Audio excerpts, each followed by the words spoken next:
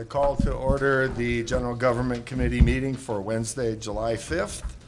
And let's see, since we don't do a roll call, Rex, you're going to be the first one up. We're going to talk about the assignment of trail names in the Roll Gorge Park area. So take it away. All righty, thank you, Council. Here's, I met with FAR not too long ago, and these are the names that they came up with. They've been instrumental, really, in trail development in the region, and specifically in the gorge. So this is what they came up, and I just wanted to kind of bounce it off of you guys to get your thoughts on these trail names and see if you like them, if you want to go ahead with them, or do you want to possibly explore some new names. We can kind of start over here. This is the main trailhead, which is just a little bit east of the gorge. And going up here, this area here has been traditionally known as Elkhorn Loop, but there's a fantastic overlook on these trails all the way around here. So they came up with the name Overlook Trail, which I didn't think was a bad name at all. And then where it loops around here, maybe naming that Overlook Loop. Of course, these are just suggestions that FAR had. I thought they deserved a chance with all they've done for the city with supplying not only design work, but financially with hiring. Last year they hired Steve Thomas, our trail builder, so they've got some meat in the game. And they've this next week they're paying for a trail dozer to come out. They rented it for a month or two, and they'll have Steve Thomas, our trail builder, on the dozer making a lot of trail. So, well, probably what we ought to do is just start over here and just ask you guys' opinion, what you think about these trail names on this side, and if you're okay with them. Where are you? Right here, this is Okay. the blue trail. The red is existing roadways all the way through there. When you have trailhead, and how locked in are you at that time? Let's suppose we had 5 years from today an individual that we would like to name the trailhead after, as we did the pond there on the Riverwalk. Could that be done? Could we say, yeah, this is okay now, but reserve that right in the future? That's a possibility, but this is just the beginning of the trail system up there. So Okay. there's going to be a lot more Got it. trails Okay. that will be need to be named in the future. Sure. So Overlook Trail and then Overlook Loop. And Rock Hardy, this black line is just it's a piece of slick rock that's kind of reserved for advanced mountain bikers, real rocky, and thus the name Rock Hardy. Jim, you look like you were about to say something. Well, generally, I think we need to afford FAR the opportunity to name some trails. But at the same point in time, I think there's an opportunity there with those trails to also recognize some present and past community members. Yeah, I agree with that. Absolutely, I agree. You know, I kind of go along with what Rex was saying, that there is going to be a ton of trails built up in that area. And there's certainly going to be the opportunity to name a lot of trails, I think, after people who've contributed a lot to the community, or particularly to the recreational aspects and the trail building aspects of this. I mean, I think my favorite trail name up there is Far Out, which is, you know, it's a good name, and it acknowledges a group as well. What's the one that has Don't W Rex? Does that refer to you in any way? It or? does, actually. Oh, okay. Actually, I just got my first mountain bike not too long ago, just right about the time of this meeting with FAR. So they decided that I shouldn't wreck, and thus that name, but... Don't wreck. Don't Rex. Yes. Don't Rex. Wow. I would be the first to vote to eliminate that. That's the Ashley, one did I you have like. something you wanted to say? There's plenty of other trail names that that don't sound so dangerous to me.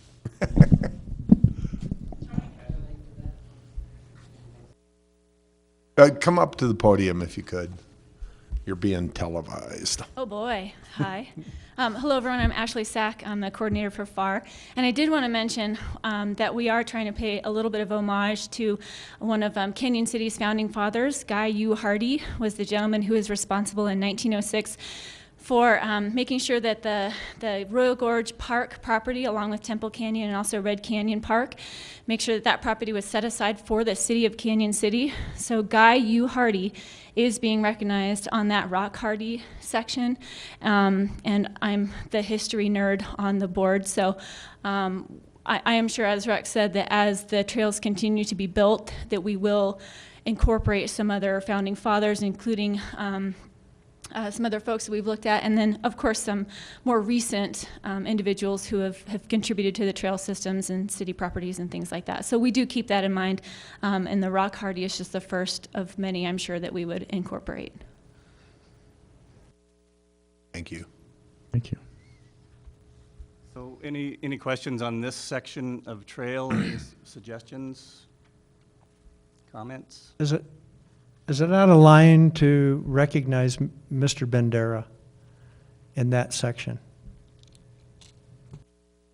Actually, there's plans in the future to connect from about here down actually to the gorge.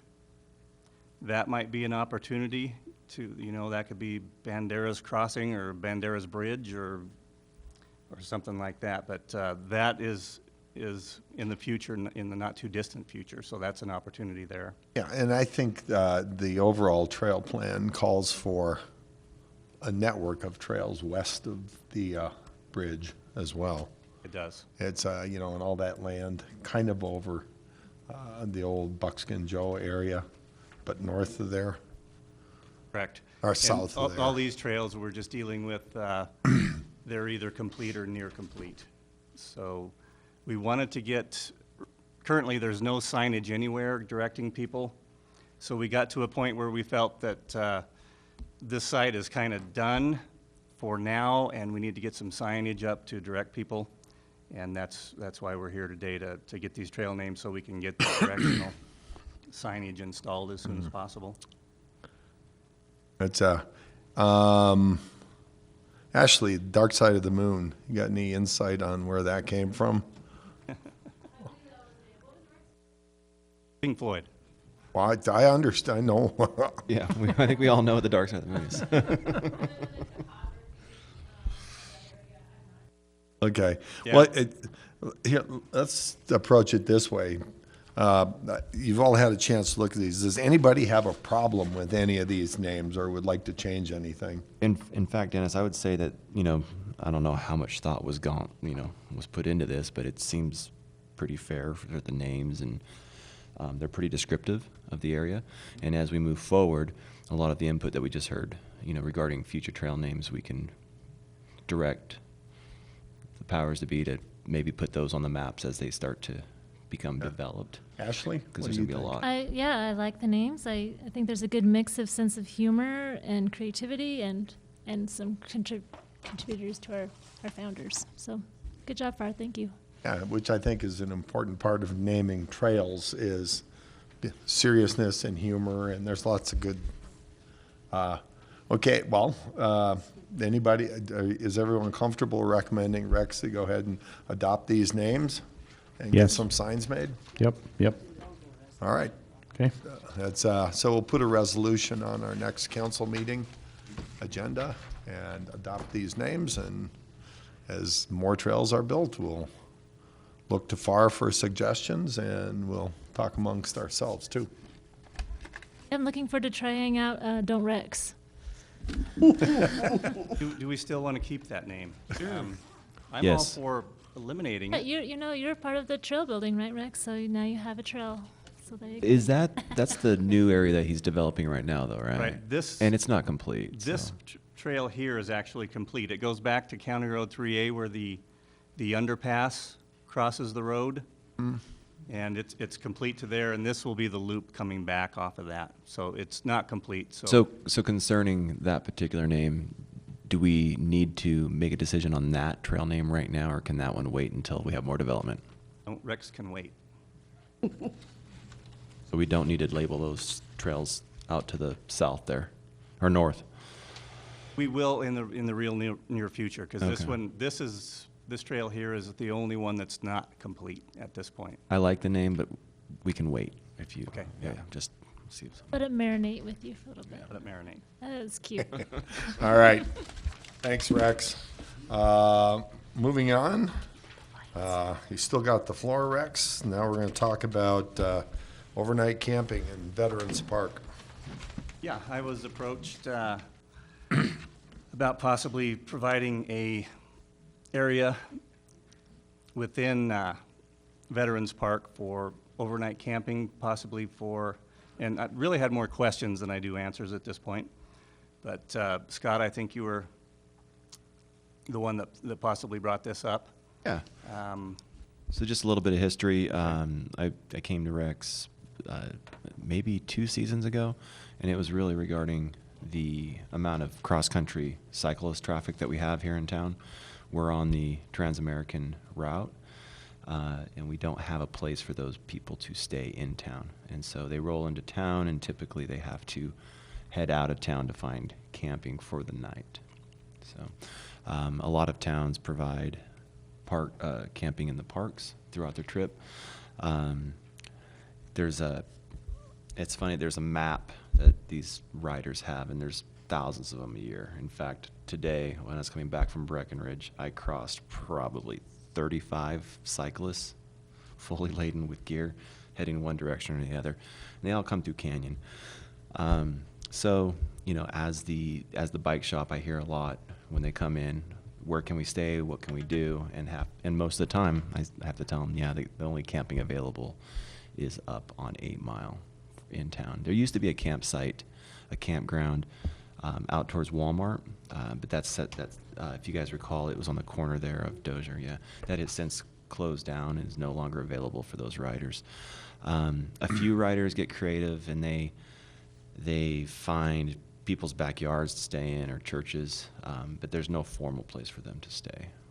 And again, it's just one night. And so this was something I brought up to Rex a couple years ago, and he had a couple suggestions. July is going to be the busiest month for those riders, and then we're going to continue to see them through September.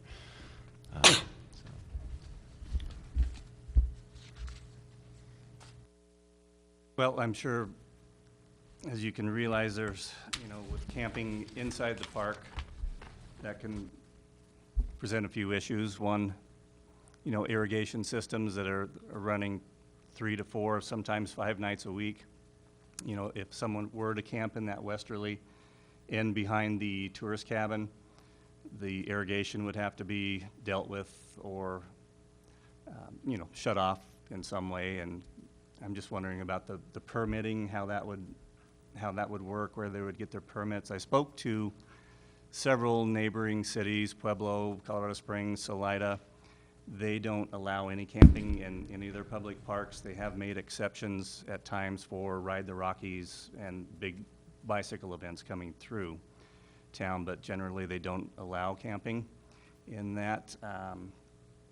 As far as, alternate locations, I thought about the area along the river between the pedestrian bridge at Centennial Park and the old ice plant. There's a big gravel area there that doesn't have any irrigation lines or any utilities, or wouldn't have to worry about that, or turning off irrigation, when somebody's camping. So actually, I have more questions than I do answers at this point. One question would be, is this only for bicyclists coming through town? Could somebody in a vehicle stop in and say, well, I'd like to camp here and be able Well, to? I've got a couple of thoughts on that. First of all, I'd like to see it only for cyclists or non-motorized vehicles. Could be hikers too. There are people who think it's fun to walk across the country. On Highway 50. Yeah. They do. They do. And that west end of Veterans Park, I don't know how difficult it would be to alter the watering schedule there. I know it's not optimum to water during the day, but you know, you could, I guess, it's not that big of a piece. And I've never really noticed, truthfully, any activity except for, I've walked there a couple times, a couple of homeless people camp under the trees way at the west end, but, and then as far as bathroom facilities, I don't know what you do about that. That's another consideration we've hired. And quite frankly, I wouldn't want any kind of motorist to be able to use it, because that sort of puts us in a situation of competing with the local campgrounds, and I don't want to do that. And quite frankly, as far as the bicyclists go, I wouldn't charge them. I'd make them fill out a permit, but I wouldn't charge. They're going to spend money here if they spend the night here. I was told in Florence by a writer that they just call into the police department, give a description of their tent to the police department. Again, these are cyclists that have been riding all day, and they're looking for a cool place to set up and hang out for the day, and they do want easy access to come downtown. You know, Yeah. these are potential dollars that we could capture. I also want access to a shower too. I don't know if that would be something that I mean, it would.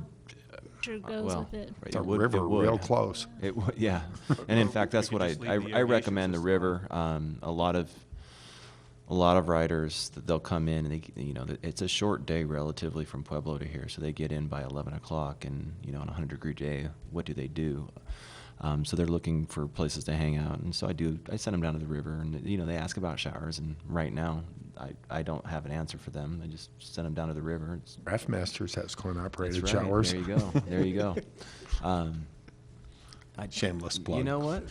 I didn't even think about that, but yeah. Have room for camping? Yeah, do you have room for camping over there? No. Okay, I was gonna say, buy one of the hayfields. Well, actually, technically, yes, but. And but again, it's not allowed. I think it's important. These are riders that are coming in. They don't want to set up their tent in the middle of the day. I think they're going to be okay setting it up in the evening. And one recommendation was from 7 p.m. to 7 a.m. Set up the tent later in the evening and have it tore down first thing in the morning. One of the concerns was watering. If 7 a.m. is too early to start sprinklers or too late to start sprinklers, then, I don't know what we do about that. But, Well, our normal schedule, of course, the parks close at 11. They're closed, so that's when we start watering is 11, and we water all the way till 5 a.m., 6 a.m. Sure. That particular area, we can adjust and alter the irrigation system there to water in the daytime, but that has some impacts as well with the tourist cabin and people coming in and out of the tourist cabin. Yeah. Another issue is if they come into town late, where will the permit come from? Who will issue the permit? In Florence, the city of Florence actually allows camping for bicyclists only in Pioneer Park for one night, and they contact the Florence Police Department. They actually issue the permit, and the Florence Police Department then gets a hold of the Public Works Department, and they shut the irrigation off. In speaking with them, they've done that twice in 2 years. So it's something that, I don't know if it's growing, but it didn't seem to have a lot of demand there. Like I say, it just happened twice in 2 years. Another issue is we have the DD group that locks the restrooms now at 11 p.m. when the parks close. It's done a lot of good. We've had 0 graffiti since they started this, and 0 vandalism in the restrooms that are locked at night. So there's another issue, of restroom facilities at night. The campers are there in the park. They get up, walk to the restroom, which is, 100, 150 yards away, and it's locked at night. So that's a concern as well. These are concerns, but from a cyclist point of view of being on their, you know, there's cyclists that have been on their saddle day after day after day, and they sleep anywhere. You know, in Kansas, they're sleeping off the side of the road because there's nothing else out there. So they're used to being able to improvise when it comes to things like that. And I think if we had a restroom that was signed at 11 o'clock that it was closed, I think they would take that into consideration before they went to bed. So,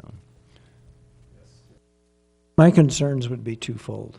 One is the restroom issue, because some of those things we can't control, or at least I can't when I'm camping. And how do we differentiate between the bicyclist or cyclist, however we refer to those people, and the homeless issue? And if I could see a clear distinction in terms of how we could efficiently distinguish between those two groups, and if we had a solution relative to, I mean, even if it's where we rent a portalet for the summer months. But I think having those people out there with no restroom facilities is asking for them to not take care of that problem appropriately, aside from whatever ethics Well, and credentials they would have. I think the homeless issue kind of resolves itself, because I'm pretty sure we're talking about a maximum one-night stay, period, like per month, per year, per whatever. Well, I know, but how do you monitor that? It is a Well, little bit of a concern because the Homeless Coalition is looking for cities that are willing to create legal camping for their homeless. And so we need to keep this in mind Yeah. with those Well, discussions. I mean, the registration can be, I mean, as straightforward as you have a box and you sign in. I mean, it's Right. like in the rafting business, there's a lot of rivers around the country where you're required to have a permit, but you fill it out yourself and drop it in the box. Right, just like state parks. Yeah, No? Oh, sorry. yeah. So if I'm in a state park, you're not going to be there. But he could ticket you if you didn't do the things right. No? I thought you had all, Game wardens, you're off subject. yeah, okay, when we get there. All right, well, do we have any suggestions we want to pass on to Rex? Yeah, I think you need to solve the restroom issue and the issue of differentiating between a cyclist that's going to be in and out of here and not going to be a problem versus the guy that's going to say, well, hell, if that guy stayed there, why can't I stay there? And how do we efficiently deal with that problem? Yeah, and those are concerns of mine. Staff is somewhat resistant to this. So what I'm asking from you guys is whether we see the value of providing this. If not, then let's move on. Well, I don't know that I see a value, but if you see a value, I respect that. And that's the relationship that we've had is that, because I'm not familiar with that industry. I don't sit down and smoke a cigar with many cyclists. Whereas you deal with it every day, so you have a better feel for that situation than we do. And if it makes sense for our community to offer that as an amenity or a benefit, I'm fine, but those are my two concerns. Okay. Well, let me ask you something. Based on conversations you've had with cyclists coming through town, if we had a place and if it was advertised so that people knew it was there, how much would it be used? I mean, if we're talking about 2 people in a year or 2, it's not worth doing. Right. This is not the type of thing I would want to advertise as well. I'm not even proposing advertising it. I'm proposing that we come up with just a plan for this summer and see how it works. Word of mouth will spread. I'm talking long term. If we're going to do this long term, I think you want to make it an amenity, not just kind of the Long-term, well-kept I local think, secret. As it was outlined in here, though, I think long-term there's better solutions if we start to develop these parks further. Rex also had some good ideas regarding, even using that strip of land between the parking lot and the river. We still going to run into the restrooms issue, right? Yep, the Still the restroom same issue. issue there. But we wouldn't have the watering issue. And another kind of concern, of course, if they're permitted, who they're going to be permitted through. If it's the police department, the PD will drive through there after closing time. They'll see a tent pitched in the park. They know the park is closed. They need to know that that tent is permitted to be there. If we can establish an area, which would be my preference along the river there, it's, like say there's no issues with watering or underground utilities or anything like that, and it's right off the parking lot, it's very visible. It's not like, you know, they're off in the trees to the west of the cabin there. It's, it might be a little bit easier to control at that area, but that's a council decision. Could there be nighttime interaction with homelessness there, though? It's also dark Absolutely. and not. Yeah, but that's everywhere, I maybe think. not so safe. I guess the other thing is that section west is probably the least used publicly during the day. So if you were to alter a schedule, that would have the least amount of impact on daytime public use. It would probably be that section. Similarly, though, along the park, along that strip along the river, though, if we make, you can't put your tent up until 7 p.m. at night. I don't think you're going to see much conflict then. Yeah. So I don't want to complicate this because I don't think to start with it's going to get much use. But as word spreads over time, over years, that Canyon City is friendly to camping in town for these cyclists, then word of mouth spreads, and then we might have all their alternatives moving forward. It's just, there is nowhere for me to send them, and I know 3 or 4 of them have called into the city asking, and the city has informed that there is no camping anywhere in town. So There there's is an option on the corridor plan for close-in camping at the Black Hill side of that. correct. And that's kind of what I was alluding to, is that I think there is some long-term plans. So. All right, well, we got a long ways to go yet, so what do we want to do here? Well, if we could address the restroom issue, then I could see something on a temporary basis. We need to be careful, but I still, it just doesn't make sense to me to say, go out there and camp, knowing that there's no, at least portalet options, and not expect those people to take care of those things. Okay, so let's defer this until we figure that out then. And then I we'll think come you back. call and the then we can- rental center and get a portalet. All right. Let's move on then. And I kind of agree. I think that although it's not ideal as far as camping situation, I think the section along the river is probably the better controlled section. I think it's, Okay. yeah. it's- Well, so we'll come back with a plan and, you know, Yeah. we'll see if. Okay. So you want to work with Rex and, Yeah, I mean, and Tony's Yeah, been sure. working on Okay. this, yeah. all right. Okay. Let's, I enjoy watching the 2 bucks eating my neighbor's trees, but Zach, at the citywide deer control, you want to tell us your thought? Yeah, come on up to the podium. You can sit if you You can, relax. yeah, Both of you. yeah, Bob Croce will be joining Zach Holder at the podium. I mean, at the desk. Yes, Jim. I know this has been an ongoing issue and that Adam's had conversations with these gentlemen, but Zach and I ran into each other, I don't even know what we were doing, somewhere. And we wound up into the deer discussion. I said, you know, we may be to a point where we at least need to look at that again. I don't know what the interest level is, but let's at least throw it out there and see where we stand, you know.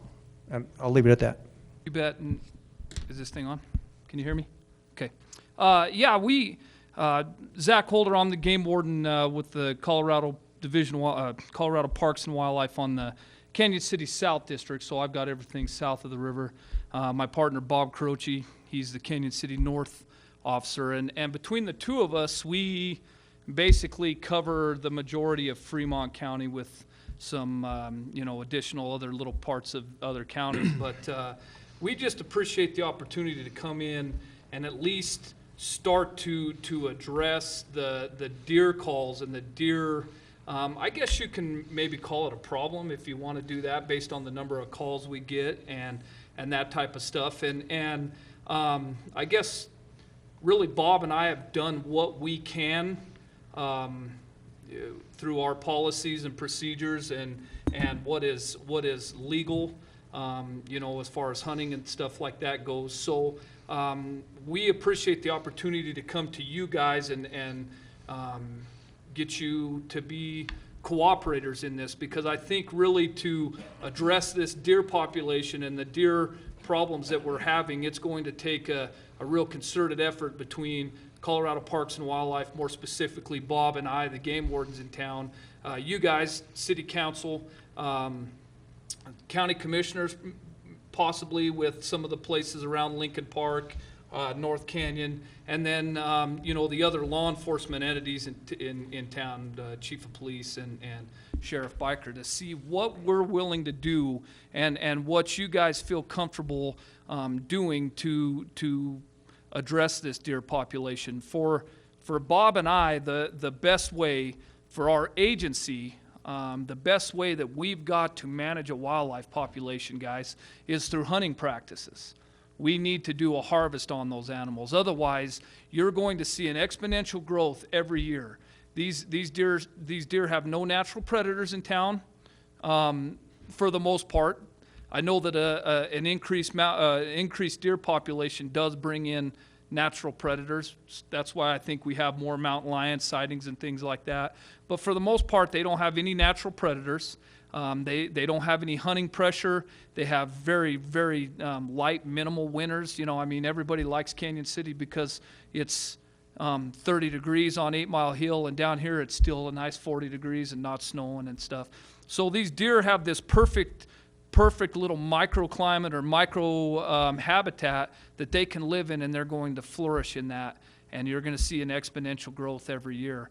I have my idea of what deer numbers are in town, and they're more than there should be, and they're going to continue to grow every single year until we all come together and address it in some way.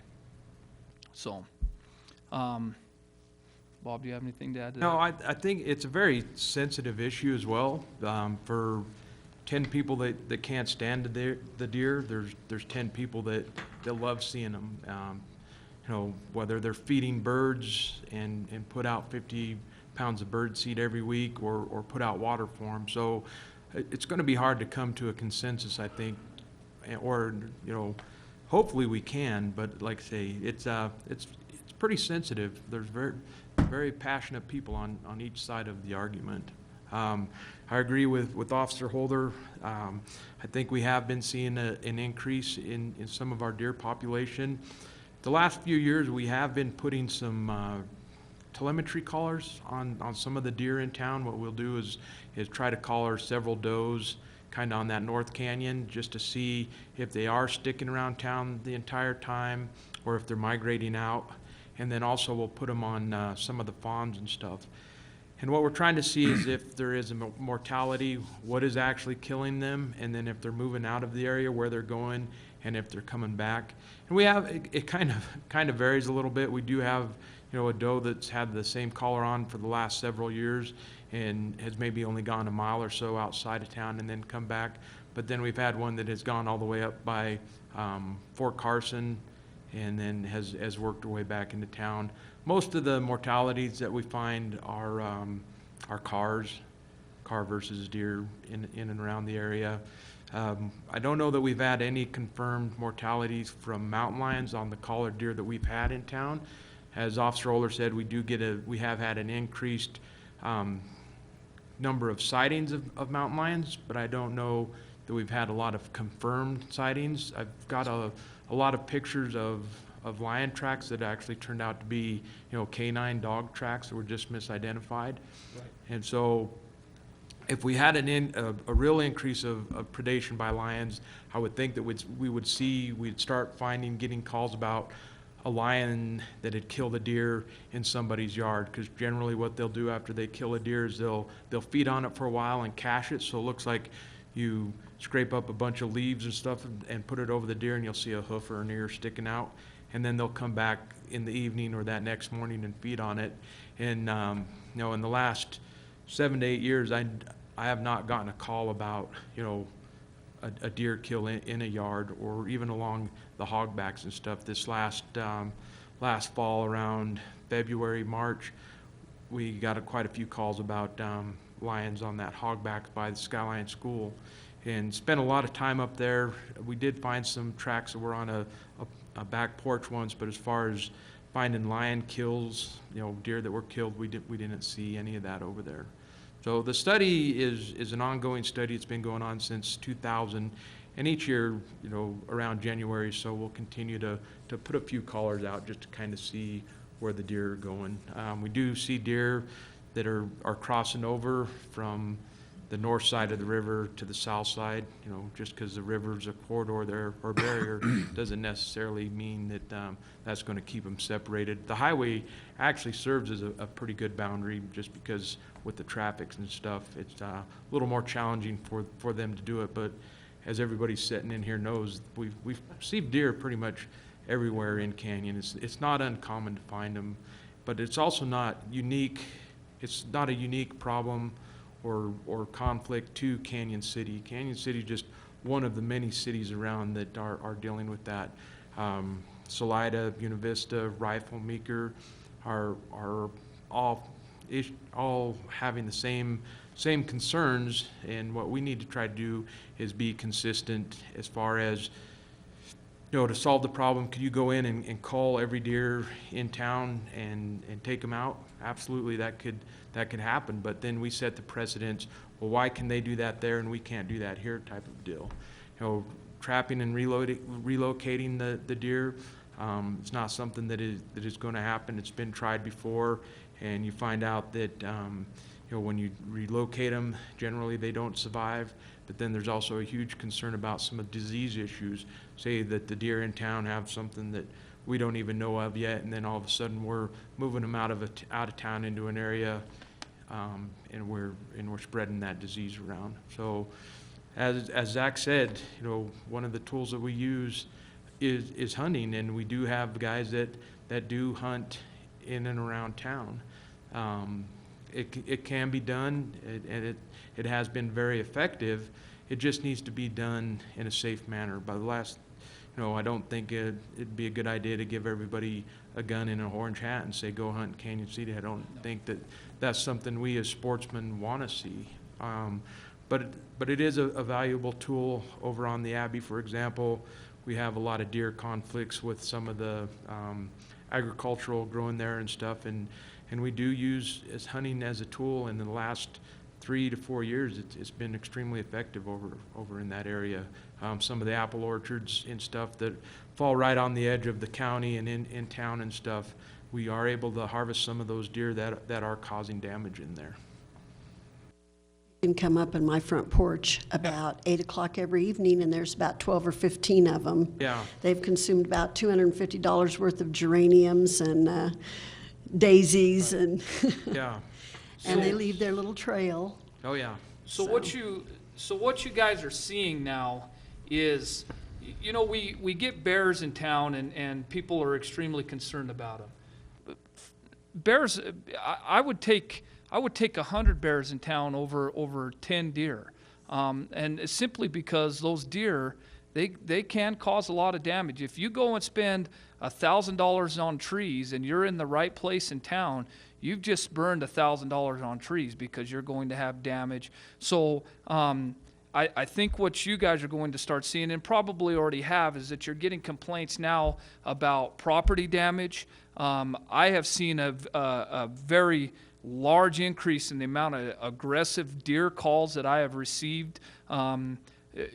People walking their dog down Sherman Street, Park Avenue, some of these places, and does coming out, running out to try and stomp the dog to protect fawns and those types of things. So we're starting to get to a point where there's property damage, there's some cause for concern as far as safety goes. Probably in my estimation, much more so than a 100-pound bear that's running around trying to get in your garbage at 2 in the morning. So I do see a need to address the deer problems here, and the way we can do that is through hunting seasons, through some different things like that. And when we say hunting seasons, we have the power as wildlife managers, we have the ability, not the power, the ability to set up more confined hunting areas, set up designated areas that we can put more licenses into it, outside of a regular game management unit and those types of things. So we can also make it methods specific, so you can only use a crossbow or a bow and arrow, those types of things, so that you can address deer in places like Sonny Smaller's orchards and on the Abbey and you know, maybe some of your larger tracts of land to try and get a harvest and try and lower these populations. So, yes, sir. Thanks. So when we start addressing the deer in those larger fields in those areas, will that then manage the populations in other areas that we see in the neighborhoods? Yes, sir, it can. It sure can. Is that going to address all areas? Probably not, but it's a start. It's getting somewhere. If you kill or harvest, I like to say harvest when we use hunters because that's what they're doing. They're harvesting that animal. They're not just killing it. They're harvesting it, and they're going to enjoy the meat and all of those other things. So it's not just to kill. It's a way of feeding that family. And certainly as we get farther along in these talks, if we discuss and go farther with culling efforts or extended hunting seasons, the harvest of that animal, the use of that meat is going to be the utmost importance to us, because that's what we do in number one, and because that's the law. But this creates an opportunity to maybe address some hunger issues with people in the community and food banks, all of those types of things. But any little bit of harvest that we get within the city limits is going to start helping against that overall population. And this currently does not exist then. It's my understanding that you cannot hunt. You can hunt in Canyon City with archery equipment. There's nothing that says that you cannot hunt within the city limits. What it says is that you can't discharge a firearm. People are real careful, we're real cautious about hunting in town just because of some of the safety issues and stuff. And I think for the most part, people don't know that they can really hunt in town. I don't know the ordinances as far as it pertains to discharging a bow and arrow and those types of things. And that's something that's probably more suited for the chief of police to see what their ordinances are there. But as far as it goes with us, you can legally hunt in the city limits of Canyon City. And we have gotten some harvest in there, but what the harvest you're seeing has been on the bucks, and the bucks aren't our issues. We've got a good number of bucks and a huge number of does, and those does are our population base, and that's what we need to address. So then, Zach, currently, can these individuals hunt without a permit, or do they still need to pull a permit? You have to have a permit So they in still order need- to hunt. Okay. Yep. In So order to hunt. we educate the citizens that this is a problem and that we are now inviting bow and arrows perhaps and let them know that this has already been in place and we need more hunters. Is that kind of what you're saying is a one possible suggestion? Yeah. I think opening that up to people knowing that you can harvest an animal in town if you have the proper license is one thing, because they don't know about it. But I caution you guys, and from our standpoint, we want to do everything as safely as we can. We want to do everything that is fair and ethical for the hunter and for the animal that we're trying to harvest. And so I think what we really need to do is get, the chief of police. I've talked with Sheriff Biker. He's already expressed his interest in working towards something like this. But we need to make sure that when we do this, we do it as safe as we possibly can. And I think when we couple the safety aspect, the extreme safety aspect of it, and then the fact that these animals are not being just killed, but they're being harvested for their meat and those types of things, but also to control a wildlife population, I think then we start moving in a positive direction with those people that might not be on board with harvesting these animals, if that makes sense. An important part of the education process probably would also be educating on why overpopulation of deer in town is a danger to our city and our public safety as well. You bet. And I know that Bob and I do that on a one-on-one basis when we get these calls, but I think through the help of you guys and just, hey, we have an issue, we're going to start moving this way, I think we can do that on a broader scale. And that would certainly help, because you're seeing increased car wrecks, conflict with deer, people getting stomped, dogs getting hurt, those types of things. That is a safety hazard. I worry much more about a deer in my yard than I would a bear in my yard, and that's just the truth. I have one more question. Forgive the ignorance, but do these animals, as they become habituated, do they develop a sensitivity to hunting? So if there's no predator hunters in town, do they see that as free reign, or as we start to hunt them in town, do they say, okay, well, it's no longer safe, and they start moving to the outskirts? I think so, and that's what we see with some of the hunts that we have that go on at the Abbey and along the orchards there. It's not that we're trying to, eliminate every deer on the place, but they're smart animals. It's no different than if you go to a restaurant and you get terrible service and stuff like that, chances are you're not going to go back to it. Whereas if they're in an orchard and all of a sudden they're getting pressured and, their buddy that was next to them a little while ago isn't there any longer, they realize Again, I don't that speak it's not deer, but do deer actually, does that actually happen, and they see that as a... start getting pressure, Okay. absolutely. All right. So. Yep. Over at Dawson Ranch, there was a deer that got hit by a car, and it was its mother, and the baby stayed there for like an entire day and evening. It wouldn't leave. It was so sad. But we've had many. I mean, I hit one of those deer on Tanner Parkway as well in Dawson Ranch, and we've had some elk, or not elk, but some deer bucks have full-on fights right there in the middle of the street. But the herds ran them, and it is. And that's we've the had a habituation lot that we're of going to mountain continue to lion see sightings if this we year. don't do anything about this, right? They're they're Well, going to yeah, continue. Here it is. You drive up on Black Mountain, you drive up Highway 9, you go to Oak Creek Grade, and you get out of your car and you see a deer on the side of a hillside, and you try to walk up to it. As soon as you open the car door, that deer is off. He's running up the hill. He's scared to death. You walk out in your front yard, squirt a deer with a hose that's trying to get your daisies or whatever, and it runs to the edge of your yard until you go back in, and then it's eating your daisies. They don't even do that. They Yeah. just stand there and look at you like, come Well, on, you bring it really on. got some defiant deer as your place then. Yeah, But yes, we've got a that's lot. what you see is a habituation. Humans are not any issue to them. They're not something that is going to hurt them, so they're not afraid of it. And that's when you start to get into a population that is not natural anymore. Okay, here, Rex and Lisa, they both want to say something. If you come up to the podium real quick, say it, and then we're going to move on here. Jack, I just had a question on permitting. Do you have to draw a tag through the process, or can we go straight to you to get a permit This, on a guys, damage hunt? and I'll address it this way, and I think it's important for the council members.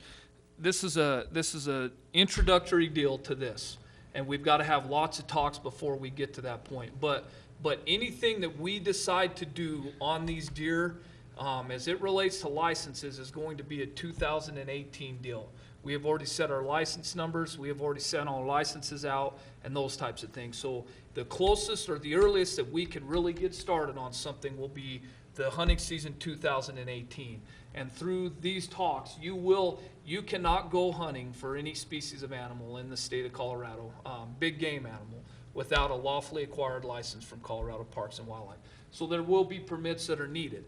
But through Officer Croce and I's ability to manage these wildlife populations, we can give out what are called dispersal licenses. We give out what are called, depredation permits that are set up to eliminate crop damage and those types of things. So there are a bunch of different things that we can talk about, and we will certainly get our supervisor who has obviously more authority to say this is exactly what we can and exactly what we won't do.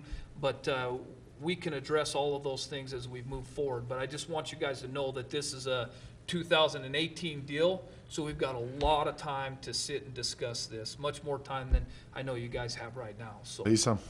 Yes, and you're talking about doing this to the people that own the private property instead of just Joe Blow who would hunt on someone else's private property. Well, that's one of the things. We can give permits to people that own the property.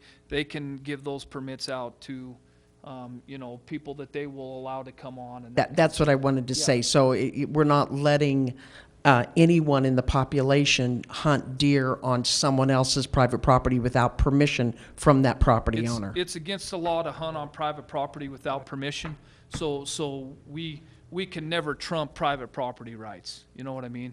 But there are so many different things that we've got at our disposal to use to help control this wildlife population. So in closing, we appreciate the opportunity to just talk about it and put it in your minds, and we've got a lot of time and a lot of things that we can talk about to try and come to a good conclusion here. Okay, well, Zach and Bob, thanks for coming Thank you, down and guys, talking for to having us. us. And we'll certainly keep talking about this issue, because I know we're all hearing about it. It's Working with going to us. be on the survey, Tony, right? Yes. I mean, that's our intention, is to have it on the new survey that's going out very quickly. Okay. And that'll give us a good sampling. You know, that comes back at 70% no, then it's probably not a good idea. Yeah. Is there any birth control ways that you could put in the feed or anything like that? They've tried that back east in places where they've, New York State and stuff, and I just don't think that is something that is feasible for us here, just based on the way the animal populations are and the way they interact. And I don't know, I'll have to look into that stuff a little more, but I don't know how well it works, really, to be honest with you. So, It doesn't work that well on humans either. I was just getting ready to say that, but you're the mayor, so you can. No. All right, gentlemen, Thanks. thank you. Thank you, guys, appreciate it. Appreciate it. All right, Adam, you're next up, talking about right-of-way permitting.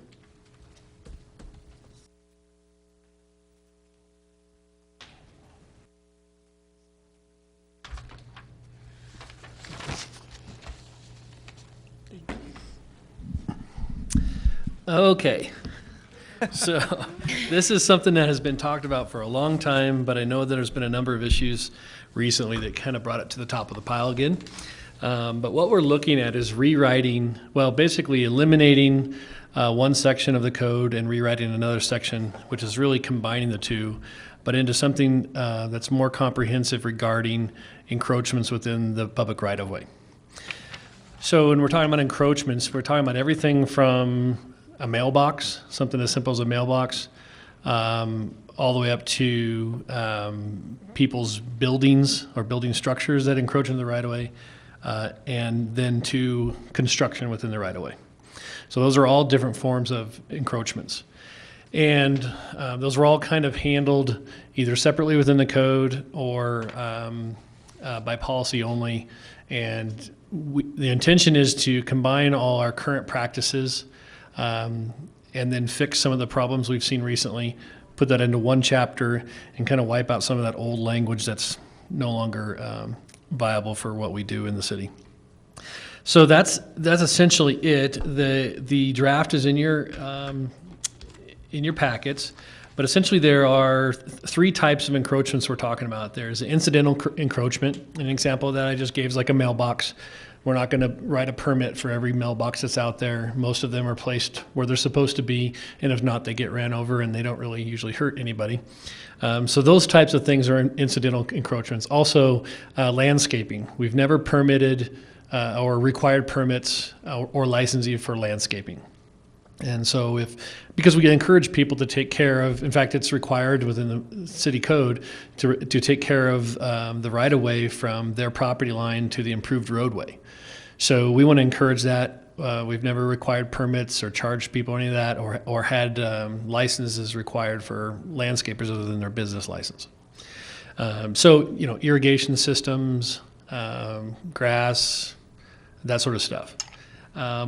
And then the minor encroachments are the things that we would require license agreements typically for. So someone's asking to use our right-of-way more for their private use beyond what's typical. We would write a license agreement, and then they're allowed to use the right-of-way for whatever we've agreed to let them use that right-of-way for on a temporary basis. And then when and if the city needs that right-of-way again for something or don't want that improvement there anymore, then we could revoke that license. A good example of that is a fence. We have lots and lots. Most of our license agreements that we've written since I've been here are for fences, and a lot of that is it's obvious that there's not going to be a city improvement there for a while, or there hasn't ever been a city improvement. And so people, it's easier for them to take care of that portion of the right-of-way if they fence it. And so it makes sense to let them use that portion of the right-of-way until such time that the public needs it. And so we write a license agreement. They basically would indemnify the city, sign, they basically release us from any liability for that encroachment. And they pay, the only thing they pay for those typically is the cost of recording the license agreement, which currently is, $13 or so? Maybe $26 because it's a few pages. So that's the only cost that's associated with that. And then the major encroachments would be something that's even far more significant than that, less temporary in nature, like a structure, or the excavation that we're talking about. So we're kind of pulling in our what we have historically called our excavation permits. We're pulling that into this chapter under major encroachments. So again, putting that all in the same chapter together and codifying that existing procedure we have for contractors that come in and do excavation. One thing that's been missing in the past is there are some people that do encroachments for construction, but they don't dig. And that's always been a problem with liability. So an example is a roofing contractor that wants to close down Main Street for a crane operation. We have no current mechanism other than it's our road and we could tell them that they couldn't be there. There's no procedure or policy in place to handle something like that. So they come in and close the road, set up a crane, no proof of insurance. Right now, we kind of handle it very informally. If I know about it, then I make sure they let the police department know about it, the closure. We ask them to have proper traffic control, that sort of thing, but it's very informal. So this process would pull those types of things into here as well. So essentially, if you're digging, installing, building, or affecting traffic, pedestrian or vehicle otherwise, then you would need to be permitted through this chapter. And so incidental encroachments, really, that's not, just as long as they meet the definition of the chapter for incidental, then they don't have to do anything for that. If it's a minor encroachment, they come in and apply for that, and they get a license agreement, and they pay for the recording fee for that. If it's a major encroachment, they come in and get what's called a permit. And that permit, then there's all kinds of different costs associated with that permit depending on what it is. So that being said, when we bring this forward to full council for approval, if you guys want to do that, we plan on bringing our standard construction specifications forward as well for its update. It hasn't had a full update since 2008. We've updated pieces of it. We just did an update recently for the street damage restoration fee. We did an update for that chapter. So we'll be rolling forward some of the things with that at the same time so that these two chapters talk together. This chapter talks together with the standard construction specification, which is approved by you by a resolution. But this it just makes sense to bring those two things together at the same time. The standard construction specs have a bunch of changes the water department needs to bring up to date on some materials and stuff that are outdated in their section. Tony asked that we look at a section on, we have a section in there where the contractors have to provide sanitary services. So one problem that's come up is the location of the portalets. Whether those should be in the right of way, and if they are, whether they should be screened and that sort of stuff. So that'll be in the standard construction resolution, specification resolution. And also, soon you'll be looking at a trash ordinance. And one of the things in that trash ordinance that we've talked about is dumpsters in the right of way, dumpsters in the street. And so as we bring all this forward, those dumpsters will be addressed as encroachments. Because they'll be affecting that traveled area in the street. So you'll see that addressed in the trash ordinance, but it will be tied back to here. So all the times that we're speaking to encroachments within the right-of-way, it'll all tie back to this chapter is the intent. But other than that, there's nothing really in this chapter, this change, that we don't already do. Again, it's just putting it all together, the attorneys feel a little better with about how we're addressing things than what we've done in the past, because some of it's just been policy and practice. Okay, before I go to the council, see if this is relevant. John, yeah, you had put in a request to address council. So, Thank you, John Hamrick, live at 108 Dewey Road. I did read this, Adam. I've got a couple of kind of editorial things for you, and then also maybe some philosophical type questions or issues. But at the bottom of page 2, the very last sentence, it talks about there's like 3 different types of things there, and then it refers to the latter.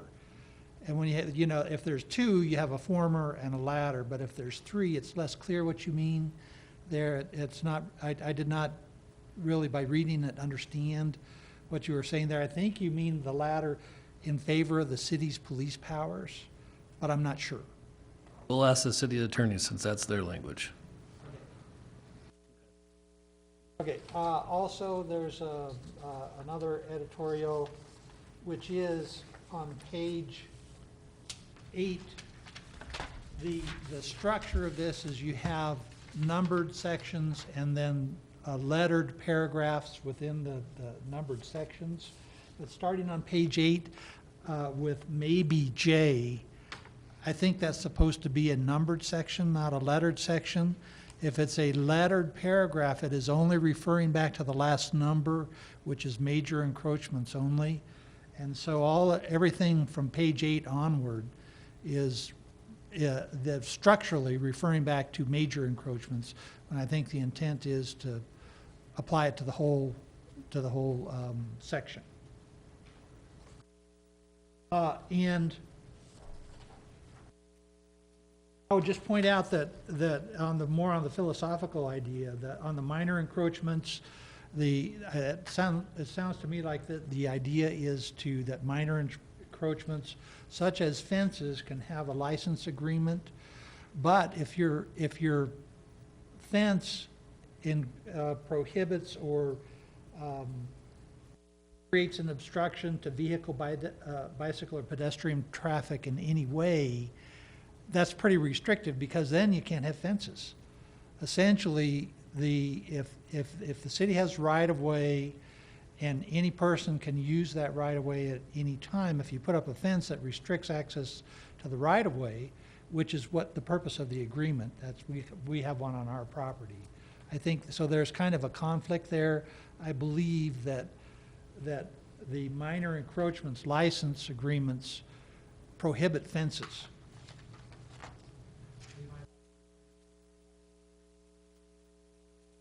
Yeah, we can have them clarify it, but I'm sure that means pedestrian vehicle traffic where it's intended. So that means if there's a sidewalk, a pathway, or a traveled lane. What you're implying is, it sounds like, is for the full width of the right-of-way, you could walk on it. So therefore, if I put a fence up, you've restricted me. And that's, yeah, I'm sure that's not what the intent is, but we can talk to the attorneys about clarifying that. Because this says you can't obstruct it in any way. Okay.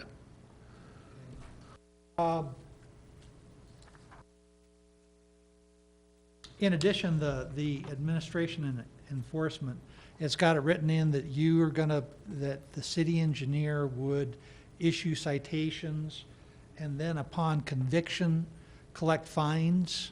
I'm back on page 9 and 10.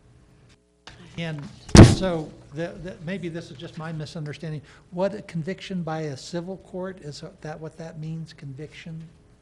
So there's I think it's kind of a question. Which there. paragraph are you referring to? Well, it is paragraph 3, criminal penalties.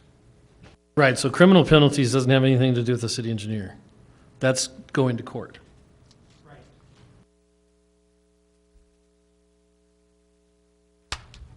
Fine, but then also you levy a fine. The city engineer, I mean you, I'm not trying to say you. Right, so what happens is, and when we do the same thing with our code enforcement, do the same thing with our stormwater enforcement. So there's an administrative fine it's kind of like when you get a speeding ticket and you sign the ticket and say, yes, I'm guilty, I'll pay the ticket. or you go to court. It's the same thing here. So you pay your $250 per violation, or you go to court. So it gives us the option of, instead of going to court every time, you know, okay, you violated this, here's a $250 fine. And my question for the city engineer is, do you really want to collect the fines yourself? And does that money then go into your budget? Where does that money go? No, we do it already. It goes into the general fund. General fund. Under Okay. there's a fund, I don't know what the fund's called, but it's for that specifically. Yeah. Okay, thank you. Thanks, John. Okay. Do we have any questions for Adam? Jim, I know you do, so we'll start with you. Well, generally, it seems to me like if you look at the description for vertical landscaping, specifically exceeding nominal size of 6 inches or higher or stacked, and then you look at the minor or incidental encroachments and talking about a mailbox pillar, those two seem to conflict with each other. Or am I misreading something? No, you're not misreading something. What we're saying is mailboxes are vertical. They can be designed to be crash worthy, and we're not going to get rid of mailboxes. They are enough of a general public concern that to say there would be no mailboxes is going to be a tough argument. However, the intent with the vertical landscaping is we have a lot of people then that beyond their mailbox, their single mailbox, they're putting in boulders, trees, cute little statue things, flower pots. I mean, it's endless. We could take a tour around town. So what we're trying to do is kind of narrow that down and say, okay, these sorts of things are not acceptable here. But we know that around the country, mailboxes are at the edge of the pavement.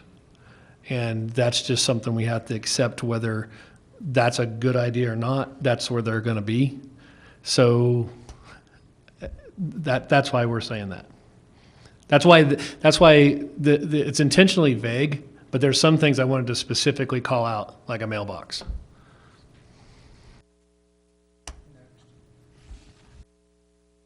Anybody else? I did. Okay, Can I? go ahead. Am I allowed to do that? Yeah. Okay. I too had underlined fences in that 12.050. And I also understood that a lot of times these aren't thoroughfares for public use necessarily. These are oftentimes buffers and safety clearances, because we talk about what's called the visual triangle. It doesn't mean, as John had mentioned, that a fence would offend that necessarily, because it was never meant to be a public thoroughfare. So I can see it both ways, but I did understand. The visual triangle, it says does not obstruct the visual triangle. Is that pretty hard set?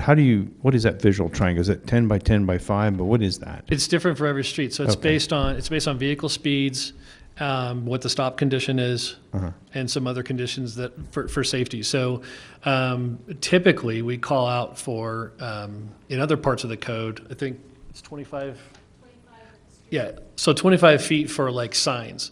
So if you're going to put up a private sign on your property, there's a 25-foot triangle that you can't put a sign in. So there's other parts of the code that's called out as a general rule, but I would say it depends on the street. Okay.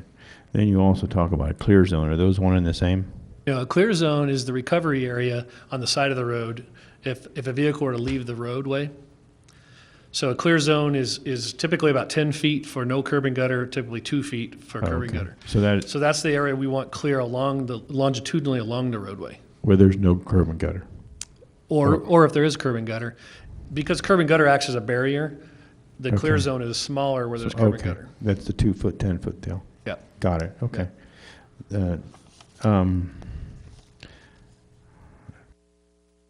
Overall, what I looked at this is not mostly to acknowledgement and accommodate what's already existing. Yes. We're trying to go ahead and make this so that we are protecting the city in case there's any type of liability. Yeah. We're acknowledging that. You know, when So- when our new attorneys came on board, I had a conversation with them very early on because John Havens used to say, when we had conversations about this kind of stuff all the time, and he used to say that we're the city, we're the king of the road. Right. So really, for anyone to have permission to do anything in the public right of way, they have to come to the city, the government, to ask for permission to do that. And so I think he'd say things like that for the sake of not having to add additional language.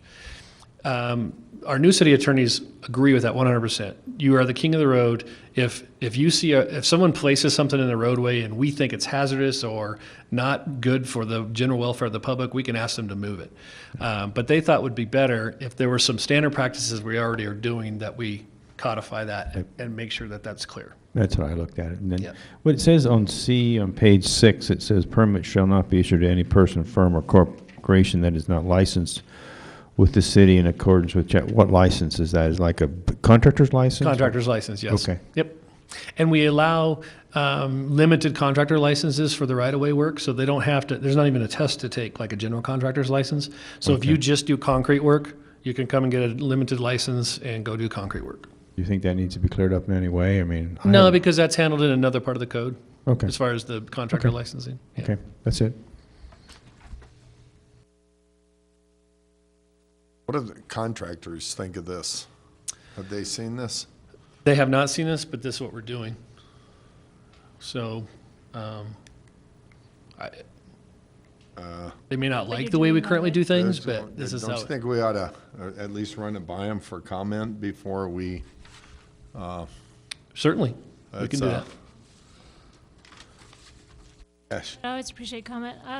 You mentioned that you see encroachment violations all throughout town in multiplicity.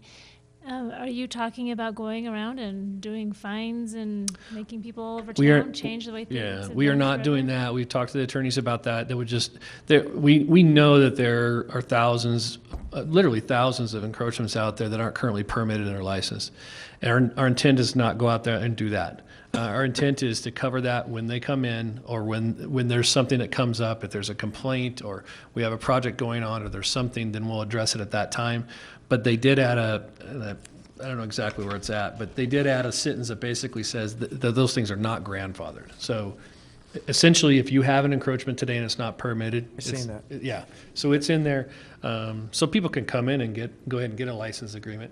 And really what the license agreement does is it's more of a notification for both sides of the table saying, hey, we understand this is your land or not your land, or that we understand that this is outside of our property. We know that someday you may, it's just kind of an understanding. But again, we're the king of the road, so if we need them to move it, license agreement or not, they have to move it. Item M, page 9. Okay, page 9? M2. Right, yep. Thanks. You're already going through all of this policy now? But Right, except so for as far maybe as with the excavation for construction. contractors, there's Yeah. nothing in here that's new. Including bond pricing and all that. Yeah, And insurance. good point. No, the insurance is not changing. We are changing the bond pricing. I'm glad Jim brought that up. I apologize. So what we've recognized for a long time is we currently have a $1,000 right-of-way bond, which is woefully inadequate to cover anything that they do today. You know that if you've had any kind of work done, sidewalk work, that sort of stuff, or water tap work, $1,000 doesn't do it. So what we're proposing, actually what the attorneys proposed was 115% of whatever work they're doing. That's what's typical in other communities. I saw that as an administrative nightmare. I don't want to price out every single permit that comes through the door. That would be really time consuming. It's a good idea though, however, for a big project, if you've got one contract that comes in, he's doing a big development or something, they're from out of town and they're not here very often or ever, then that would be a good one to permit that 115%, because we don't know if they're ever going to be back, okay? So we are proposing that we raise it to $5,000 from $1,000, or the 115%, whichever is greater. So $5,000 is what we're looking for typically. The other option that we have that we wanted to do is if there's somebody that's here all the time and they do a lot of permitting, then instead of coming in and getting a new permit, $5,000 permit bond for every permit, they just do what they do with us now, and they do an annual $15,000 permit, and they're done. So they can come pull 20 permits. So like the sanitation district, Ray Lippis, guys like that are doing lots of permits constantly. We don't want them to have to bring a new bond in for every project. Those are bond amounts. That's not the actual cost of the bond. Right, that's correct. I mean, there's some confusion there that that's not a $15,000 out of the pocket expense. That's the value of the bond. Right, then they do have to, that, it ties up an asset when they bond that. So, typically, I don't know, for that $15,000 bond, probably a few $100s a year is what that would cost a contractor. Tony, I mean, there's the mention of the 48-month time frame in here. If we were to approve this, would it not make sense then to go back and look at, if we find an existing encroachment that's falling within that 48-month potential need to move that we could issue some kind of notice to those people? Did that make sense, what I'm saying? Oh, yeah, if we have Yeah. have a project, you mean? That within the 48 months? Right. Sure, oh, yeah, yeah. So that somebody today would get a notice saying, hey, you're encroaching, and it's going to be affected in a 48-month period here, so be advised. Oh, yeah, and it's sometimes less time than that. We don't have to give them 48 months. What we're saying is we don't want, because that came up recently with a site, we don't want to give somebody a license agreement knowing that in 2 years we're going to make them move it. I mean, that's just ridiculous. That's if we know a project's coming. We want to give them a heads up. We don't want them wasting their money. Because they're going to say, well, you told us we could build something here, and now, I just spent 10 grand on a fence, and now I have to move it.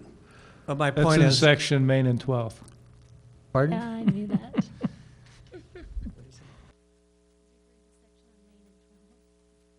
But my point is Yeah. that if we know that we have a project Yeah. on X street in the next 48 months, somebody looks at that particular street, a project, and see if there's any encroachments, and if there are encroachments, that we send those people notice saying, there's a problem here, be advised that it's going to have to be addressed. Right.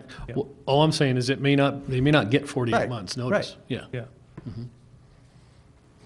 And then we're kind of falling under the same time frame. And in comparison, I mean, I'm not sitting down and comparing the two, but you're telling us that essentially, other than the bond, we're essentially looking at the same languages and same expenses that we're currently practicing. Yeah, and we'll let the contractors look at it if you want, that's no problem. And if they see anything else that's jumps out of them, then we'll let you know. Probably That's not a some of the problem. more obvious changes will be when you adopt the garbage code is the removal of residential dumpsters from the right-of-way. That's in another. Someone could still use a dumpster, but they have to withdraw it, just like your 96-gallon tote. Yeah. After it's been dumped. They can't leave it out on the roadway 365 days a year, and that's what's happening today. We also have portlets sitting out on the city right-of-way for long periods of time. And we would prefer they be put on private property and preferably screened. But the trash container issue would get addressed with this ordinance, at least being in the right-of-way. The totes are Well, it doesn't say reflected as totes. incidental. Yeah, Right. as far as. The dumpsters are not specifically called out in here. Yeah, the totes are. I don't have any intention of addressing dumpsters in the right of way until we finish the trash ordinance, which I hear is coming soon. But this But- ordinance makes reference to trash receptacles. And Right. in my mind, if you put trash in it, that's a receptacle. Right, and this says it On can a only be out schedule. there on the day that it's going to be emptied. Yeah. So if it's 96 a 90 bushel or a 90 cubic yard, it's a trash receptacle and would be covered under 1212. Right. No, the dumpsters are dealt differently. You call in on a particular day for pickup. There's no regular schedule. I realize that. 96-gallon totes have a regular schedule once a week. Dumpsters have a regular schedule too. Dumpsters are Yeah. monthly. Yeah, Some do. yeah. Twice a week. They're done the same They time as actually- ours. it I mean, even when you get into More a of a 30 yard, it's set up You on a can- monthly You can basis. actually Yeah. rent a dumpster and and call it in every 3 months. Yeah, Right. yeah, Construction. And that's Yeah. for a lot of people, no. That's for Any, residents? anyone, Anyone. Yeah, they're can get a But my specialized- point is, dumpster. Yeah. if we're talking about 90, what are they, 96 gallon. 96 gallon, Plastic ones. we need to change the verbiage in 1212 that would address those the- totes instead of Yeah, we- receptacles. Right, so 121240 Yeah. is the, Right. on page 3, We could right, put it that says, trash receptacles that are placed adjacent to the travel lanes for removal on the scheduled date of pickup. So what I'm saying is, that's intended to talk about the 96 gallon, and we can call that out if we want. I can cross-reference that with Catherine on whatever's in the trash ordinance. But even Cover that being both. said, even if we don't change the definition of trash receptacle, even if it's a dumpster, it still can only be there the day of pickup. Right. So that's why I said I'm comfortable moving forward without the trash ordinance yet, knowing it's coming, then it'll refer back to this chapter. We got two of them. So a dumpster can end up being a major encroachment, Oh, yeah. which then requires a permit and insurance.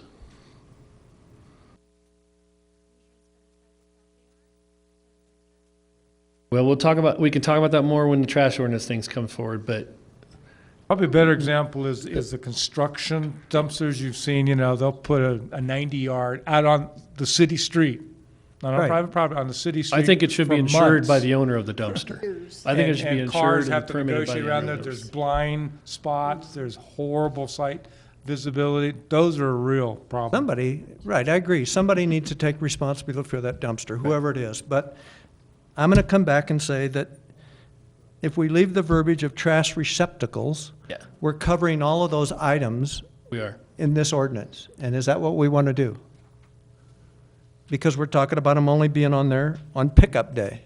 But it's also an incidental. So again, how much time are you going to spend on that? How much time how Well, according to important our is it- meeting the other Yeah. day, you told me if it's a rule, you're going to enforce it. To the extent that it's, There was no extent. No, to the extent that that's priority. I just think it's a conflict. So it sounds like you just need to change trash receptacles and make it more specific to the totes, and then I don't care. But if we're going to apply it to all dumpsters, then that's fine.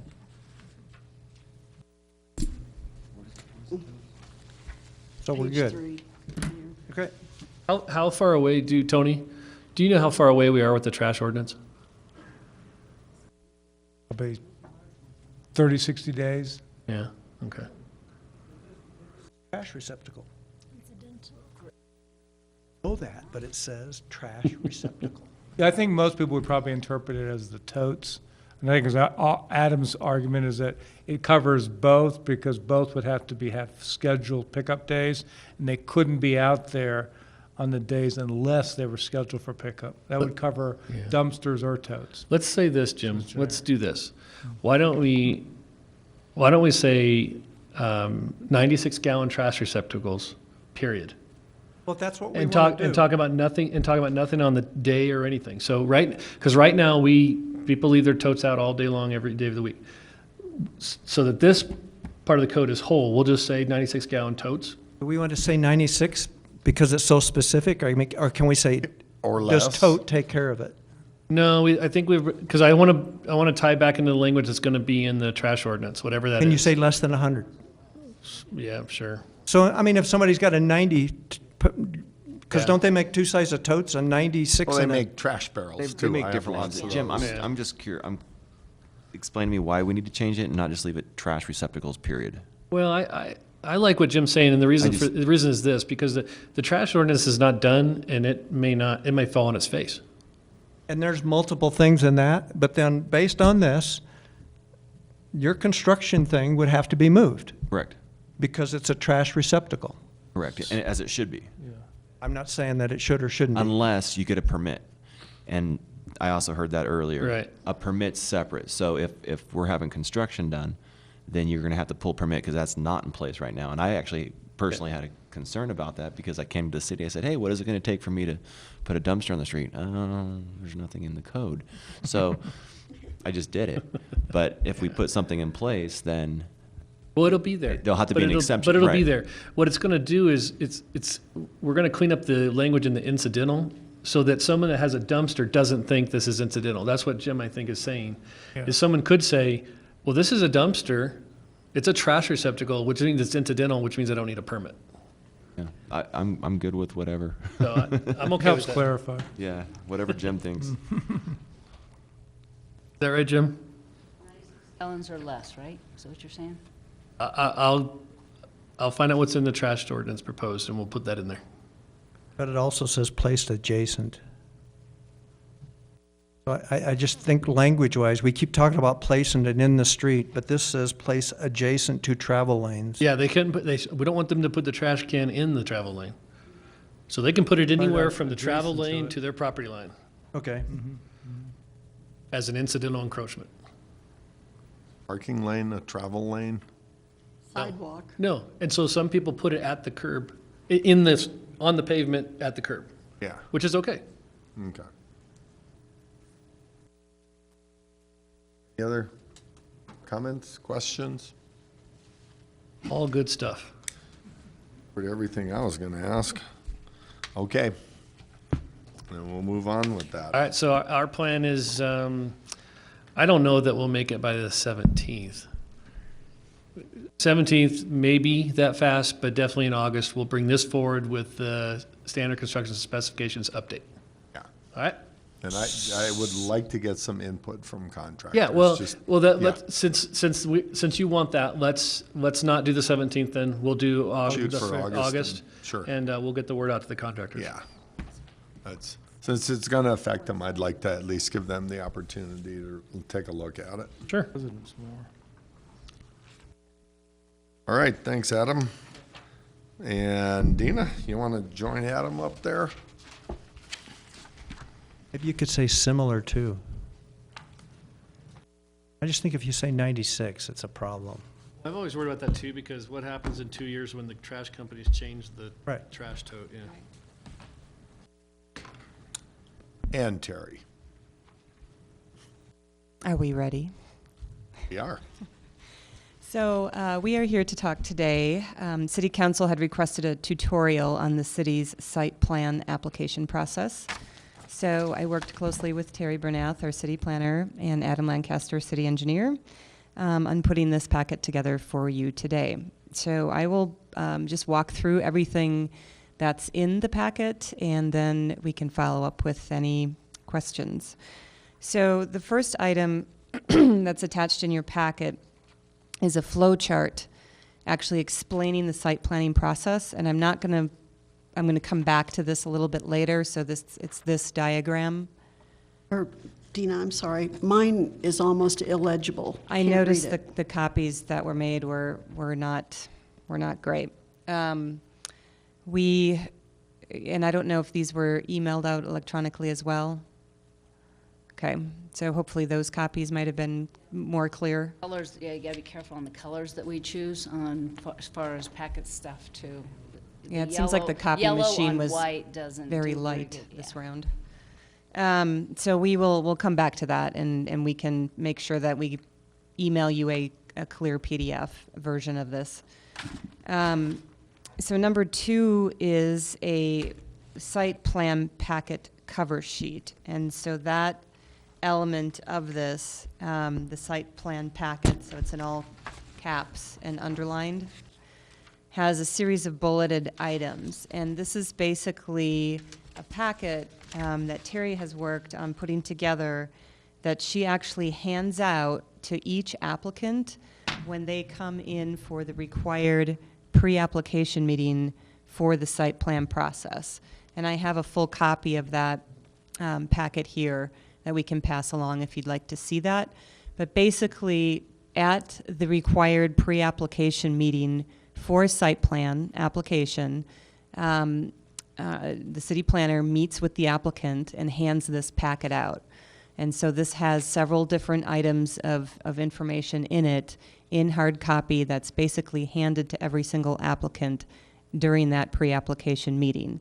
And every single item on this list, on the bullet list, is what is handed out at that meeting. So it's a technical criteria checklist, a land use application, a fee schedule, a site plan code excerpt, the required certificates and statements, utility company information, sample development agreements, and an actual sample site plan map or graphic, so that they're given that information up front during that pre-application meeting. The next thing in your packet is the checklist that is used by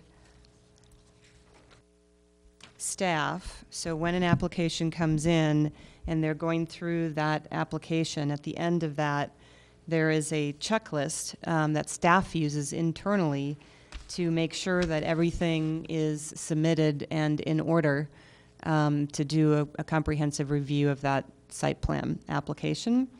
So that is the sheet that's labeled Site Plan Technical Criteria sheet, and that is in black and white in your packet. So that's another step. And Terry, did you want to add something to that? Actually called City Staff Action. Oh, okay. Looking at a different sheet. I don't have one labeled that. You don't have this? Here. This is Did Yeah, something she gave happen with the City packets? staff action. She gave a different name. We don't have the one she was reading. Well, so I was given a, Yeah, but she's got a different name. oh. Have to I'm go looking back at- to the, Right, there right. you go. Go Sorry, back to wrong that. document.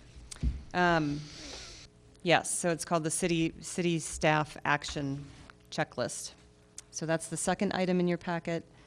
The third item is a copy of staff's action summary form. Well, that's number 3. So that's the third item.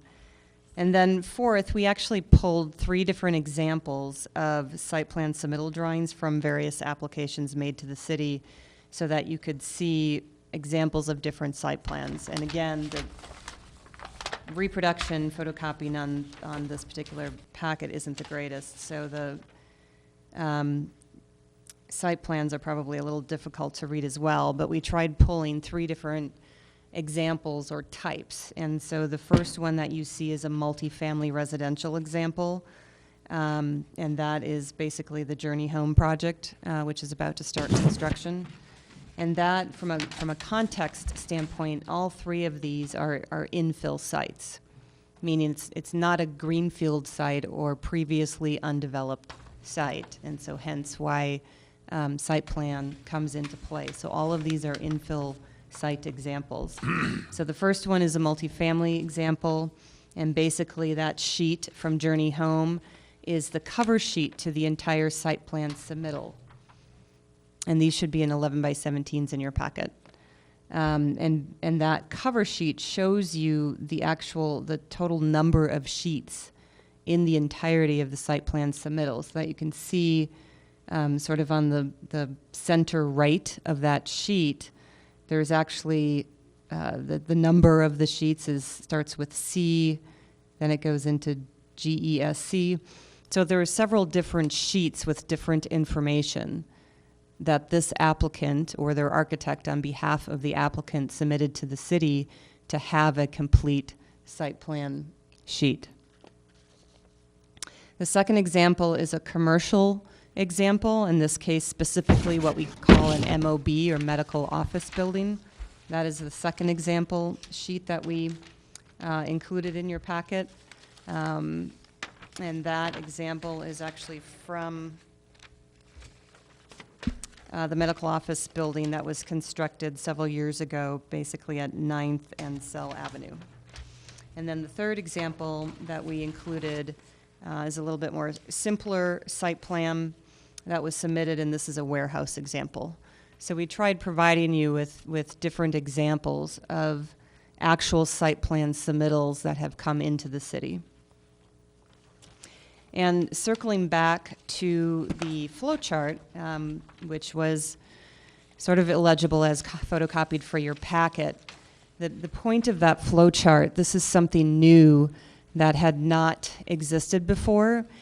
And this is something that I'm working on within the various divisions within the city, is to create flow charts like this that we can get online on the city's website for various processes to hopefully help make it a little bit more self-explanatory for folks. So we can actually have this on the city's website. In fact, this version should be now on the city's website. And this is for within Planning and Zoning Division, a site plan submittal process.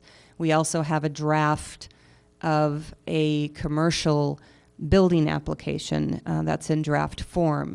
And so eventually I would like to get a series of these online to help applicants and folks that are not familiar with the process and or owner's representation for those applicants to have this information to make it easy for them to understand the process.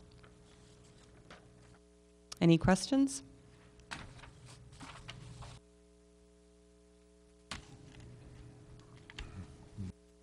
Sidebars? She's calling it something different. She's calling it a staff. What was form number 3? She's calling it a staff action summary when it's a staff action plan. I know, but then she went after that and had another form. No, I was looking at the actual site plan packet.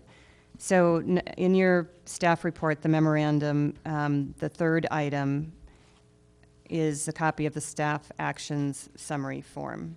So that should be in your packets. It's right before the 3 11x17 examples. So again, that checklist is what staff uses after reviewing an application to make sure that everything is submitted and add comments in terms of what might not comply or what is still missing and needed in terms of additional information.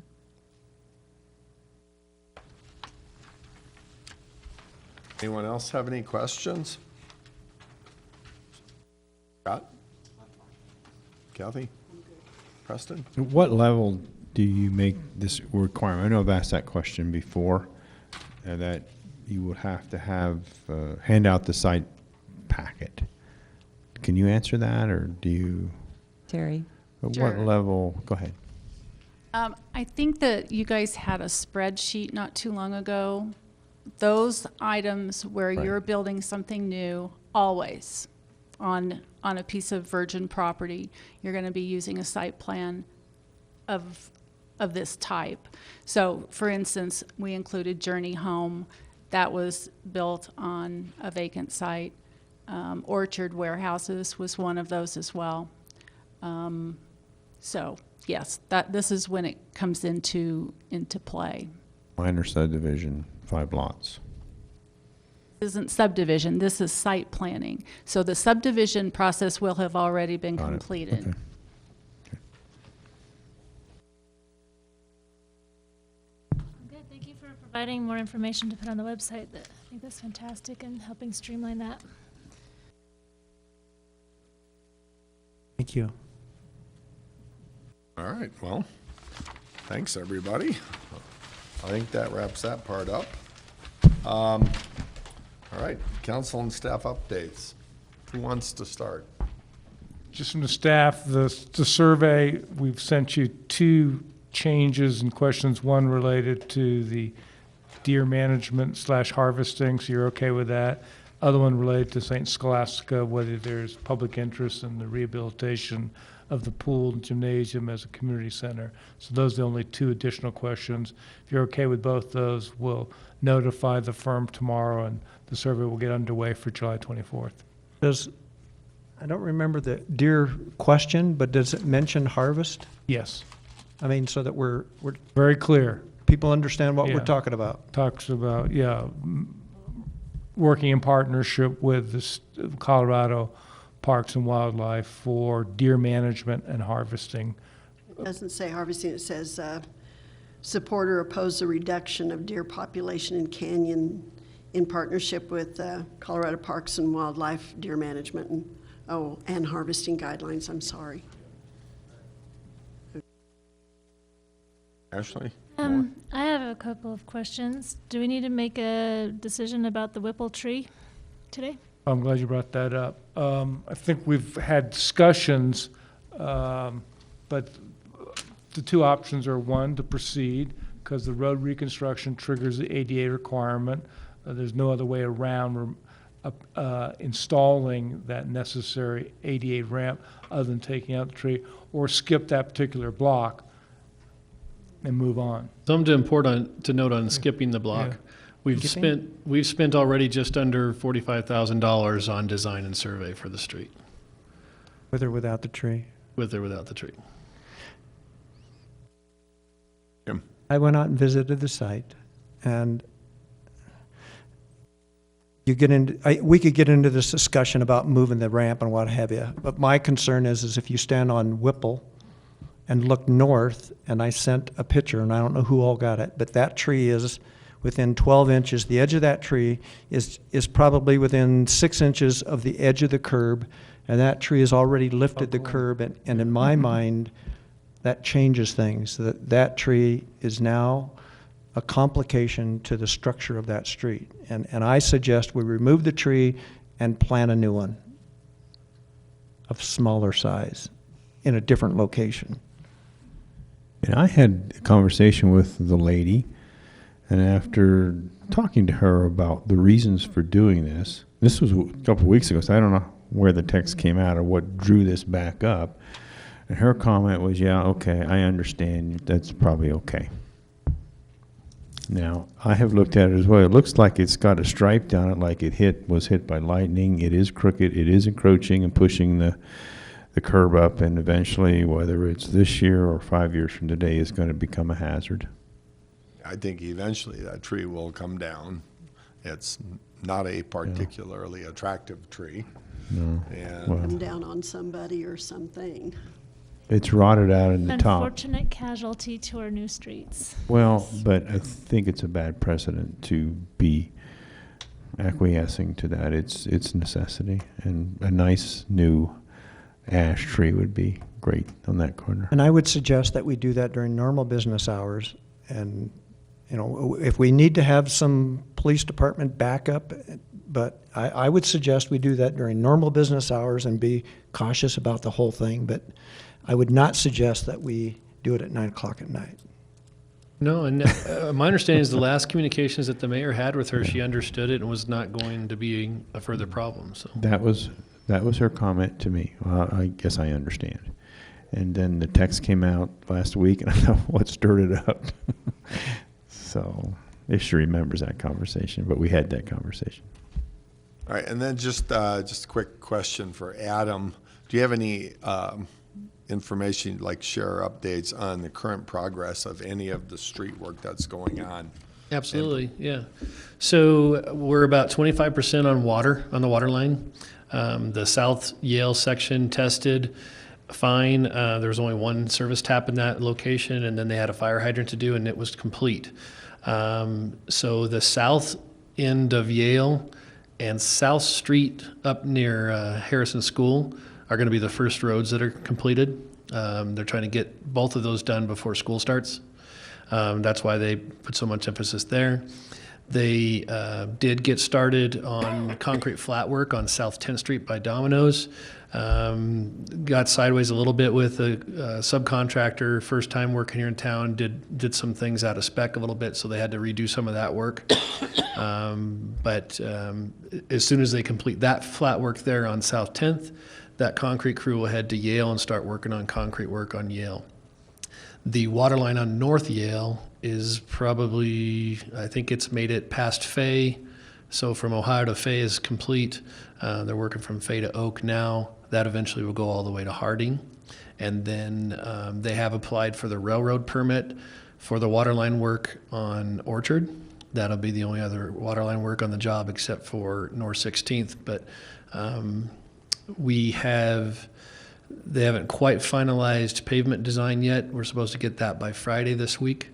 It's been a lot of work on that as far as pavement design, but the flat work, so the handicap work, ramp work, and curb and gutter replacement is probably about 50%. All the original roads on the list, that design is done, but they're finalizing design on the additional roadways, which are Whipple, Fairview, and Washington. And culvert work should start, it was supposed to start last week. but it'll probably start by next week as far as culvert replacement.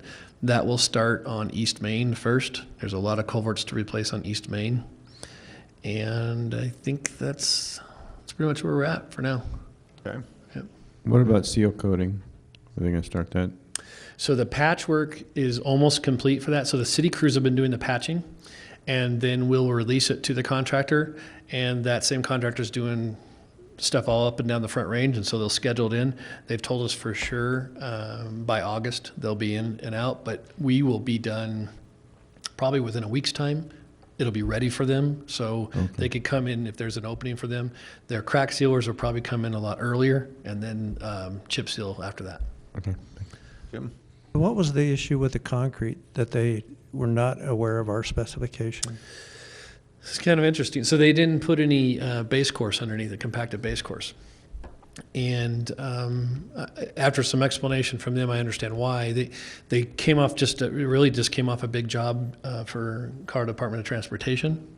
And Colorado Department of Transportation just asked them to level off the ground and recompact it and pour the concrete, which doesn't surprise me since CDOT's not responsible for that work once that infrastructure is installed. The underlying community is. So we've been through that dance with them before. So I understand why. And so it's always a concern when someone's coming from out of town. They always, like a handicap ramp, we always say, okay, we have specifications, and they, we know how to do those. We've done those and whatever. And it's always different. So that's what the issue is. Did they already pour? A little bit, not too much, but a little bit, yep. Right. I have a question for Dina. Do you have any updates on the sale of St. Scholastica, if it's still moving forward? No updates outside of what we had heard last week, that the closing is estimated to be about the third week in July. I just wanted to throw this out there. How the sale was postponed again because they found an additional $100,000. The quote for asbestos abatement came in $100,000 over what they anticipated, from $300,000 to $400,000. He had asked for us to give a loan to pay off the water lien, and just wondered if there's something city wants to consider, if maybe forgiving the water lien, if that would help kind of sweeten the deal for him to follow through with the sale. He hasn't requested a forgiveness. He just asked for a payment plan, which we've indicated the council would be glad to provide him. So unless he asks for complete relief, we're not intending to offer it to him. Curious about that. I'd hate to see it. Is the asbestos only related to his project? It's just to the dorms. Buildings, yeah. The dorm So building. what kind of asbestos do we have for any potential other buildings in that place? Well, he's having them tested, but the dorms are the predominant concern because they were exposed. People ripped the piping and exposed the asbestos, so it really complicates the cleanup significantly. The old building was encapsulated. The big old brick building, that was encapsulated, so when they ran in and tore the pipes apart for the copper, that started the problem, I think. Anything else? Oh, just one last announcement. I'm heading out of town. I'll see you guys in about a month. Oh. Have fun. Yeah. Thanks. Thanks. Thank you. All right. We're adjourned.